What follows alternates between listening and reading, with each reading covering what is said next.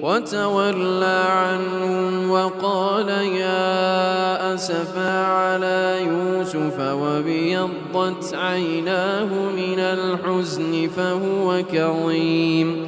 قالوا تالله تفتأ تذكر يوسف حتى تكون حرضا أو تكون من الهالكين.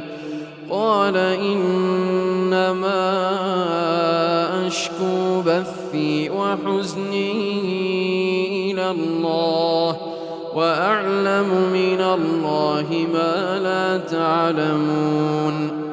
يا بني يذهبوا فتحسسوا من يوسف وأخيه ولا تيأسوا من روح الله إنه لا ييأس من روح الله إلا القوم الكافرون.